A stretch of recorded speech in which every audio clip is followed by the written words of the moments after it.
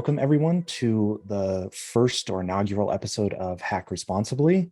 We have with us Scott Sutherland, Karl, Fosaaen, and Jake Scheetz. Today we're going to be talking about a vulnerability in the Power Platforms connector, or Power Platform generally, which is a first-party provider in Azure.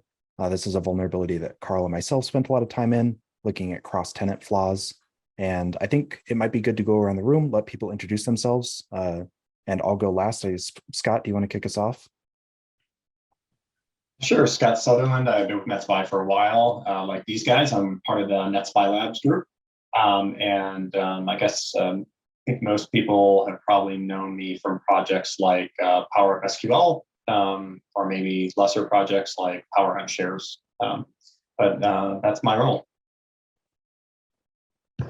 Karl? I'll chime in. This is Karl Fosaaen. Similar to Scott, I've been at NetSPI for quite a while, worn a number of different hats here. Similar to Scott, in terms of open source projects, microbursts is the big thing I've been putting a lot of my research time into, and have done a lot of focus on Azure. So when Nick was diving into this vulnerability, I got kind of called in to help out a little bit. This was a fun one. Awesome. And Jake? Cool. Yeah, I'm Jake Scheetz. I am a security consultant here at NetSPI. I've been here just about 2 years. My work is primarily focused on web app testing, but I'm also an instructor for the NetSPI University program here, and I assist in a lot of the development efforts for our internal labs and applications. Awesome. Yeah, and to wrap it up, my name is Nick Landers. I sort of took the lead on this research. I work on the labs team with Karl and Scott. We bounce back and forth between doing product and service innovation and research on the side, generally a fun, laboratory things inside the company. I think we'll keep this first episode pretty casual. We're obviously all technical individuals. I think we're just excited to chat a little bit about the details of the vulnerability, kind of give our impressions about what vulnerabilities like this ultimately mean. But I think I can lead in with a quick overview of what we found, the premise of the vulnerability itself. A while back, Karl approached me about looking into what are called Azure on-premise data gateways. This is a function in Azure bonded to logic apps, and it's essentially an offline client, or I guess a localized client that you install on a server or workstation, and you can bond it to logic app flows inside of Azure. And Karl's initial thoughts were, these gateways are essentially a local asset that's bonded to Azure. If you could find some way to move from an Azure compromise into compromising that host, that would be a pretty serious issue. And Karl was also roughly familiar with a lot of the different logic apps, things like reading local files or accessing SQL servers or making web requests, all of which give kind of a concerning tone to what these gateways are potentially capable of. My background has been spent a lot in .NET research, so deserialization flaws and reversing .NET binaries.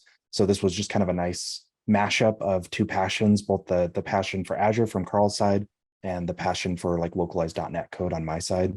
The vulnerability itself is premised on a communications system that essentially the relay and these Power Platform connectors use to talk to each other, send out tasking, and receive responses from. And it's a serialization protocol. It runs over what has been renamed a couple of times. I believe they now call it Azure Relay. Used to be called Azure Service Bus, which is what you'll see a lot. And it's also a nod to the exploit name or the proof of concept name. But as I started digging into this platform, I had curiosities about how these data packets look when they're transiting between Azure and the gateway itself, whether or not the serialization was secure, and what sort of libraries were sort of backing the serialization. And ultimately, the flaws that were baked into the JSON serialization format for these, what they refer to as relay packets that transit back and forth, was very trivial. It's a type handling configuration in JSON.NET that effectively allows type information to be transmitted with the data structures themselves, which is a known issue. It's cropped up a lot in .NET code in the past. Microsoft had attempted to apply what they refer to as a serialization binder, which is like a class that helps negotiate locating types. You can use them for security, but a blog by Code Whitesec proved that they are not suited for that task at all. In fact, Microsoft changed their documentation in response to that. There's just so many complexities with the way assembly names are crafted and the way you can spec the public key values in the full assembly FQDNs and the type names and the way dictionaries and lists are handled and inherited types. So the exploit itself just kind of had to work around that serialization binder, and the recommendations provided originally by that code whitesec blog is a great starter point for a lot of those sort of bypasses that revolve around assembly types. And once we had a premise for arbitrary deserialization in .NET, then code execution is just one step away. I guess, it might be good at this point to maybe hand it off to Karl a little bit. I, at that point, had a deserialization payload ready, and that's when I brought in Karl to sort of talk with him about how we do exploratory payloads, what should we try to make these payloads do. And I'm just kind of curious to hear your perspective, Karl, on getting introduced to this at that point and kind of picking up the exploitation from that point on. Yeah, I feel like I got to have all the fun with this one, but not have to do all the hard work. Nick found the actual exploit, got us the actual shell. I was like, yeah, you should go look at that thing. That thing looks pretty cool. And then Nick comes back, is like, hey, I got a shell. Mhm. Okay, how? And that was actually kind of fun because we had a number of different ways that you could actually trigger the code execution. You That's had right. what, 3 or 4 different routes that we had? Yeah, so I guess for those who are unfamiliar, the way the platform functions, and we got some clarification from MSRC on this. Originally, Karl and I were thinking this was like an Azure vulnerability because these gateways are bonded to Azure, but really what they are is a vulnerability in what they call the Power Platform or Power Platform connectors, which are like these logic apps you can use in the Azure builder. And there's a lot of different ones, and I think something like 12 to 15 of them support connections to on-premise gateways. And what Karl is referring to is the fact that different connectors that we were leveraging would be ran by different backend systems, which was kind of curious.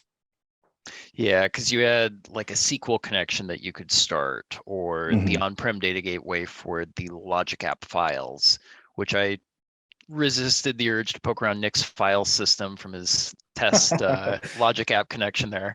But no, it was really fun. So once we got the actual payload onto one of the systems, it was just a matter of starting to poke around. And given that everything was built up upon Azure infrastructure, Microsoft appears to use a lot of their own Azure infrastructure to run their actual services. It was fun for me to poke around and kind of see what they were utilizing. We didn't go way deep into the ecosystem or anything like that, but kind of at a cursory level, playing around with what was in environmental variables, some of the deployed extensions onto the virtual machine that we were on. There were a handful of other things that we got to get a little exposure to and see, probably stuff that we can't totally talk about publicly. But, yeah, kind of get a creak under the hood a little bit there. It was really neat. I remember I sent you the message when it started with a DNS payload. That's a really common payload for deserialization flaws, by the way. Oftentimes it can be tricky to get full code execution, but if you can get a deserialization payload that like leverages a class to try to get DNS resolution. I remember I got like the entry in the Burp collaborator suite, and the IP was like from Microsoft. And I almost didn't believe it at that point. That's kind of where Karl got first introduction to it. But yeah, they refer to themselves as a first-party provider. So essentially, the Power Platforms connector team, you can imagine they're a team in Microsoft. And the way I understand it is Microsoft is structured a lot around individual sort of isolated teams that work a bit like startups. It's like Microsoft's an umbrella corporation, but I imagine the Power Apps team is sort of this isolated team. They were building the product, and they get like special privileges to run their code inside of Azure. So when we were in there, we saw things related to like Azure, core Azure fabric, like the fabric that's leveraged to actually deploy Azure services out on bare metal and inside of virtual machines. So yeah, I agree with Karl. I think getting exposure to that was really interesting. And it was kind of a neat example to pivot of, exploiting a team at Microsoft that isn't Azure, but functionally the exploitation or successful exploitation of cross-tenant data and getting access to sort of localized or first-party key vaults is almost as serious, if not more serious in some instances, because people trust these sorts of Power Platform connectors to process data pipelines. And MSRC and the team I was working with at Microsoft made a point to add clarity in that and say, like, well, this isn't really an Azure vuln so much as it is a vuln in Power Platforms connector. But I think maybe that's an area of research that doesn't get as enough exposure, right? There's probably a ton of these first-party groups that leverage Azure in a very native way.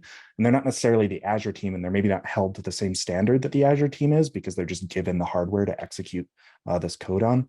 But regardless, Microsoft was great to work with. The resolution of the vulnerability was a complete reauthor of the serialization binder, as should be fit. And they also, what I would appear to be, based on the code, set up two different binders. So one for the server side and one for the client side, where so, they were giving some determination or some distinction between whether or not you're a client or a server. I'd love to rope in Jake and Scott. Maybe if we want to start with Jake, you're kind of the guest here on this episode. You haven't had a lot of direct exposure to this vulnerability. What's your impression after hearing that process? And does that area of research lead you to any curiosities or things you'd like to look at, kind of as an external or third party to this? Where does this take your mind? Yeah. I almost want to turn this back into a question back at you, but I know you briefly touched on it, talking about your background with .NET and stuff like that, what you're passionate about and looking at. But from an outsider's perspective, Azure is a huge attack surface. There's a lot there to research. It feels like you're trying to spearfish in the ocean from an outsider's perspective. So what led you to go after this? Was it more, I have this .NET background, I want to look into something, leverage my strengths there? Or is it more, hey, I saw this, looks funky, that's interesting behavior, I'm going to keep playing with this until something breaks, and ultimately stumbled upon that?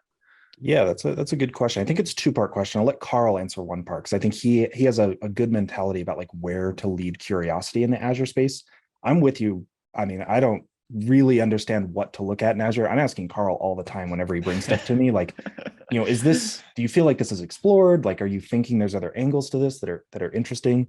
But I think, my response would center around this concept of kind of taking an appropriate bite to chew out of when you approach new research topics. A lot of my career path and what we do in our dark side ops training and my just interactions with clients and customers and students and peers, I love the researcher mindset. And I think a lot of people are very passionate. They want to explore, they want to find vulnerabilities, they want to push themselves because we're puzzle solvers. But there's a balance to strike between, how much you're taking on in terms of new information at any given time. And I like when I'm taking on a new topic or a space I'm maybe not super comfortable with, like these on-prem data gateways. Like I didn't know anything about Azure Service Bus or Azure Relays. I didn't know a lot about Power Platforms. I didn't know anything about logic apps, but I had enough background in .NET reversing and deserialization to feel comfortable attacking that single piece of it. And I think, to kind of pivot over to Karl, I think Karl's experience, his understanding of web application hacking and his way to think about API calls at a layer lower than the GUI and think about the background structures and authentication that are being applied to Azure help give him comfort when he's looking into new topics. So that balance is important. I guess, do you want to take it, Karl, and kind of answer to that component, as well as maybe answer a little bit of like how you find interesting things in Azure to look at? Yeah, so this one originated out of our kind of curiosity with logic apps. So we play around with logic apps all the time. They're in a whole bunch of different subscriptions that we're looking at from a cloud pen test perspective. So something that we commonly run into. And we've been seeing more people just utilizing the on-prem data gateway for file reads or access to SQL servers. And it's just one of those, it's interesting when things go from on-prem up into the cloud. That seems like the normal process that should be followed because that's where things are going. But when things go from cloud back down to on-prem, that seems super vulnerable. Like, no, we're not supposed to go that direction. Everything's supposed to go up to the cloud. Right, you're going the wrong way. And that was one of these cases where it's like, okay, we see an on-prem data gateway that's calling out to a file share back on a client network that we're utilizing. It's like, okay, file server 01 or whatever it was, I feel like I shouldn't be able to access that from the Azure cloud. So that put that into our queue of, let's start diving into these things. We're having internal meetings here at NetSPI about where's some areas of research that we could start diving into. And Nick just picked this one up and ran with it. From my perspective with Azure, other stuff that I've found in the past, really just poking around with the different services that are out there. Literally to a point of typing in the search a couple of characters. All right, Azure SQL. that's a service. I'll start poking around with that. Mhm. Literally just kind of wading through all of the different services, focusing on ones that are in preview or anything that's relatively new. Like the AI stuff's relatively new. The machine learning workspaces, there's a whole lot of attack surface area in those kind of spaces. Just kind of opening up a service, playing around with it. What's the functionality? Okay, my knowledge of cloud stuff or application security, whatever, kind of starts pointing me in the right direction of, okay, maybe this points to an actual thick client that runs on a desktop. Where can we play around with APIs there? Really just kind of taking stock of what the attack surface area looks like. Nice. Yeah, that's great. I'd love to take a pivot over to Scott. As like the standard NetSPI veteran, you have a lot of tenure on certainly at least me. I get curious, as you've seen all these vulnerabilities and particularly like the adoption of Azure and a lot of Karl's historical research, as we're arriving at these newer vulnerabilities that have layers to them, right? It's like a first party provider on top of Azure that's using automation linked to a gateway, and there's like service bus relays underneath. There's all this like new tech, and the vulnerability is kind of buried inside of that. What are your impressions there, especially as it relates to maybe more classic vulnerabilities or vulnerabilities you were finding when you first started working at NetSPI or doing your first research? Thank you. I am old, Nick. I appreciate you calling that out. Tenured, I think, is maybe the term. Scott, a lot of people won't know this. Scott actually started working when he was 8. So add 16 and you've gotten there. Yeah. I guess, done a lot of testing over the last few decades. And all of that happens at pretty much every level of the ecosystem, from the pick apps to the Windows services to the web apps and everything in between from an infrastructure perspective.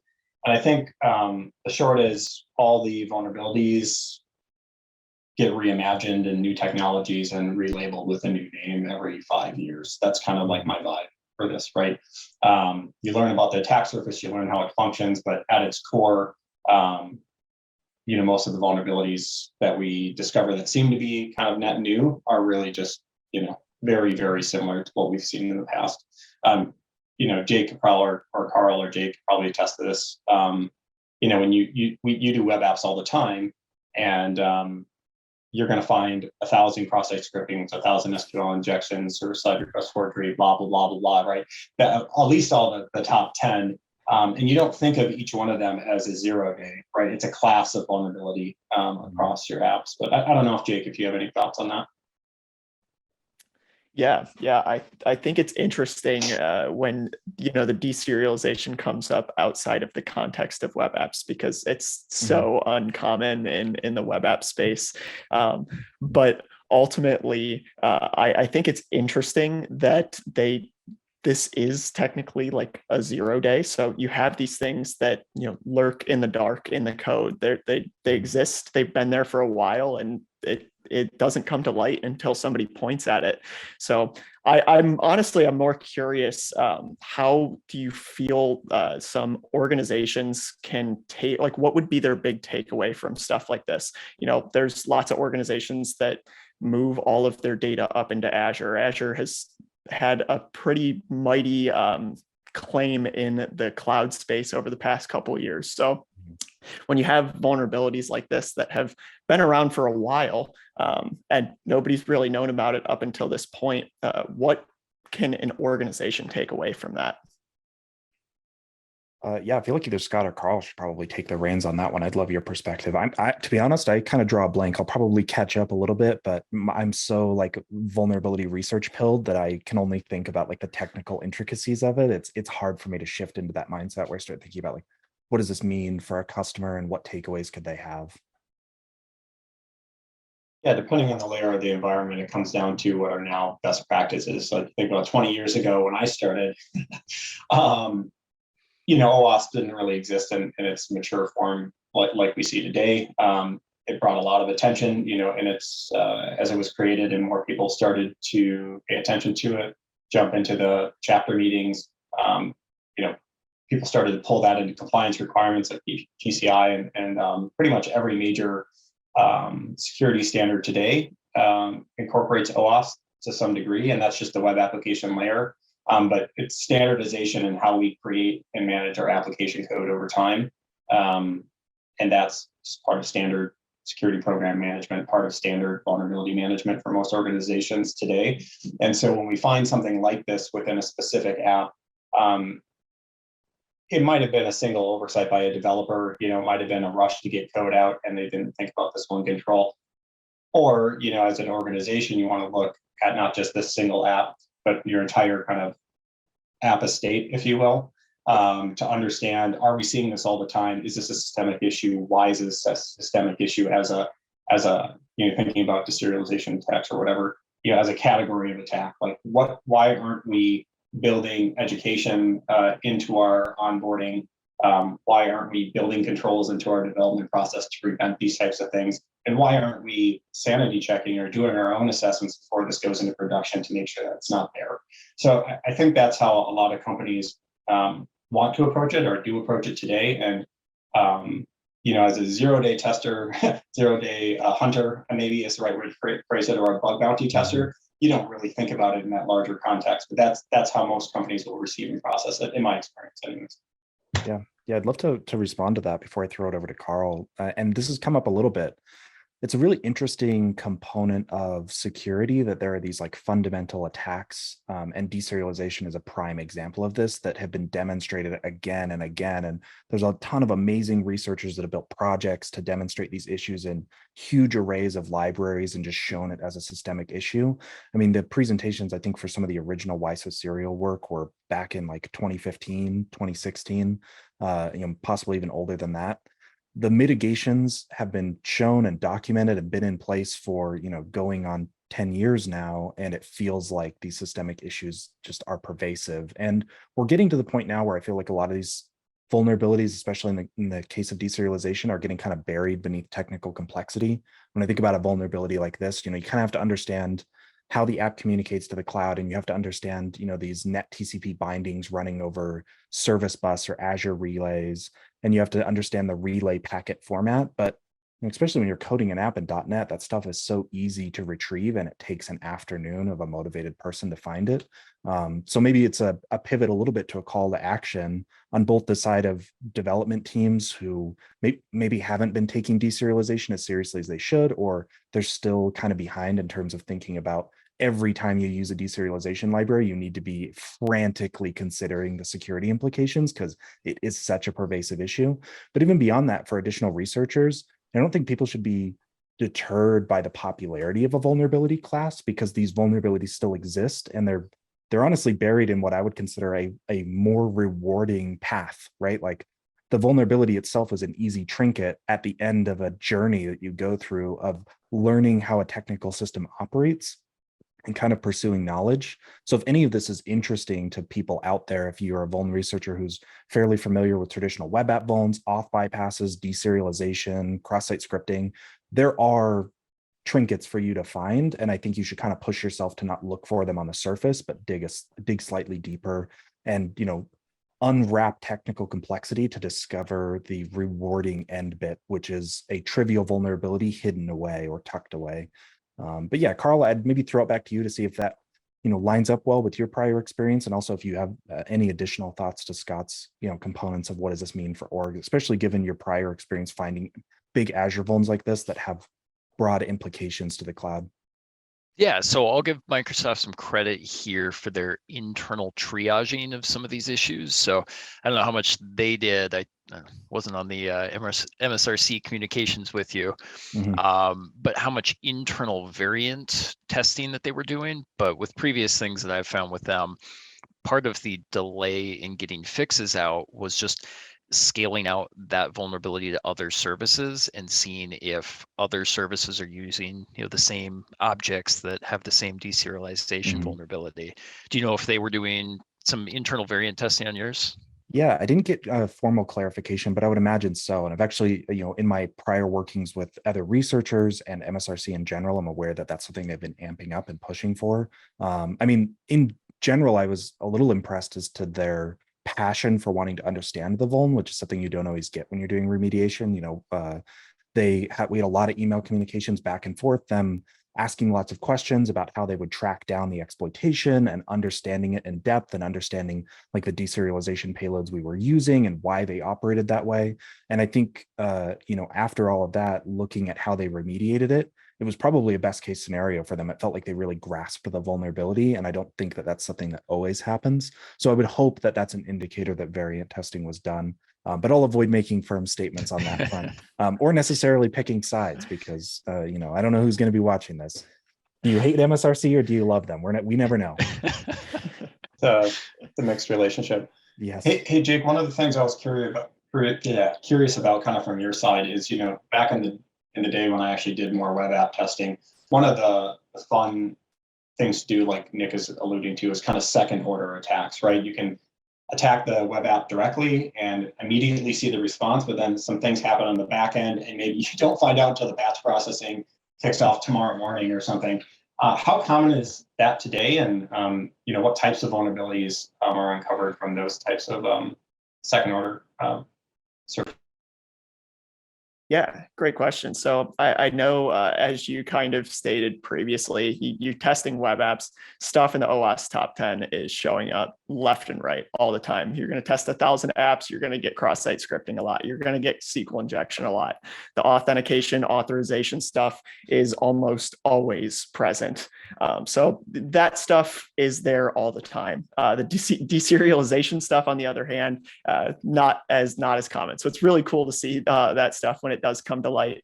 But to answer your question, some of the second order stuff is really cool, and it's primarily why I really like web app testing, because obviously we're really focused on getting our coverage of the application and testing for everything, making sure that everything is identified there.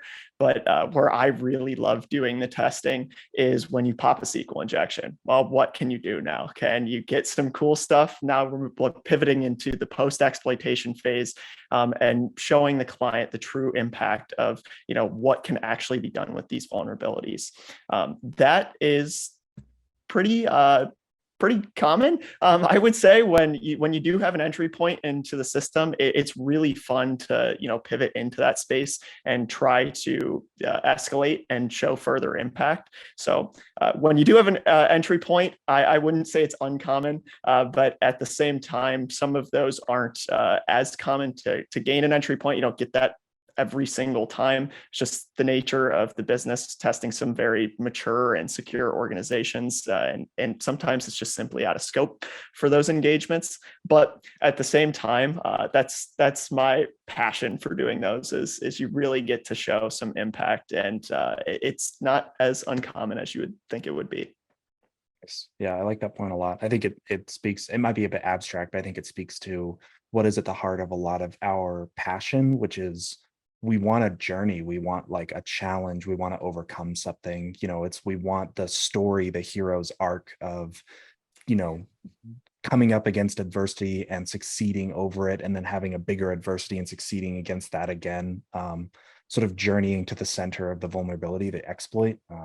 So yeah, I think, we could probably pivot that even to a larger push for whether you're a company who is doing security testing and you're working on scoping with an organization, spend time giving actual consideration for how you might open up the scope with a trusted partner and let them show you what's important, and let them take you on that journey with them to show you critical or core issues that, maybe are hidden beyond simple vulnerabilities. And if you're a researcher, push for that, push yourself, as well as, look for instances where you can demonstrate more impact, where you can dig deep for a technical vulnerability, where you can aim for understanding in a system, come to an understanding of the people who built it, and then think about assumptions that maybe they made. I think those are some of the most rewarding. So I love that. I think we might do like kind of final thoughts around the table here. I guess, maybe Scott, do you want to kick us off? We'll do introduction order. Scott, Karl, Jake, if you have any final thoughts on this vuln, or questions, or, calls to action for the audience, shout outs to your wife or family. Yeah. I don't have any inspiring thoughts. I did notice you basically quoted Joseph Campbell and Jules Verne in a single sentence. I don't know if everybody else caught that. See, I'm not well I was read. like, nicely done. Yeah, hero's journey. I can't even acknowledge to the center of the vulnerability or the infrastructure or whatever. That was pretty good. No, I would say I like your idea that just because something's common doesn't mean we shouldn't go after it. Like Jake said, I feel like we find very common things all the time that are incredibly impactful, and it's always worth it to go after those things for the sake of coverage, if nothing else. For Java deserialization specifically, I've played with it a little bit, done some exploits during external penetration tests, red teams, et cetera, in the past. I think what you guys did here was pretty representative of probably something we'll continue to see with a lot of the cloud providers, right? We're picking on Azure here, but there's AWS and there's GCP, and Oracle has theirs, IBM has theirs, right? So there's a lot of attack surface, and it's getting bigger, not smaller. So I think it will be fun to take these same concepts that we've seen here and try to apply them in other places and see what shakes loose. So Nice. that's what I would lead with. That's good. Yeah, Karl?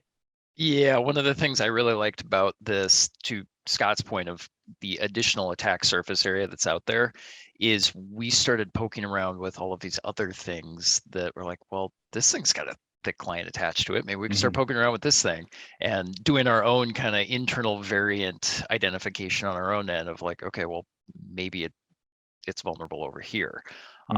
So we'll see what comes out of that research, see if there's other stuff that we can hopefully have another one of these calls about and have a discussion about. But yeah, definitely a lot of fun, interesting issue. It was certainly a fun day that we had poking around the kind of inner workings of these systems that we got access to, and to the extent that we're allowed to talk about all of that. But that was a personal highlight for me, because it was like, I don't know, feeling like a kid that like snuck into a movie theater or something like that. Like, Karl oh, I was shouldn't very be here. giddy. Yeah. He didn't want to let it go. He's like, "Are you sure we're done? I don't know. We could hang out here for a little bit longer." It's like the kid saying 5 more minutes. Yep. So that was a lot of fun. Awesome. Yeah, Jake, any kind of final thoughts from you? Yeah, I just think this is a really neat point that brings up like responsible disclosure. I know Nick and Karl, as you guys were talking about this, making it sound like it's just this really trivial exploit that you found, but it's very involved, and leaving this out in the open and not disclosing it could have led to a number of different attacks that could have been leveraged for malicious purposes, and could have taken over certain businesses, could have had a real impact. So hats off to you all for one, finding, and then two, taking the appropriate action on all of this. And again, just really, really astounded by all the research that's been done. Oh, thanks. Yeah, my final thoughts, I'm going to maybe take an angle. My specific call out will go out to other researchers. If this is a space that you're somewhat interested in, I know I'm prone to glossing over blog posts or POCs, but go read through the post, go read through the POC, and don't get discouraged by the fact that something was found. I find that it oftentimes works the opposite of what we think. You see other people discover really neat things, and maybe you feel a bit down on yourself, like you didn't get there first, like it was some sort of gold rush. And because you didn't get there first, there's nothing left for you. But the reality is that vulnerabilities we find indicate broader issues or more attack surface, right? The discovery process we went through, the learning we did to understand how the serialization works over the service bus can be leveraged by somebody else to find additional vulnerabilities. And so, really what you're seeing is somebody go out mushroom hunting and assuming that all the mushrooms are gone once they get back, where instead you should be asking where they walked to, because you want to go there too. So yeah, I hope everybody enjoyed this episode. Hopefully we can do more of these with pizza themes and costumes. We'll hopefully have some rotating guests come on. But yeah, guess good luck out there in your researching efforts, and I hope everyone enjoyed the material we published.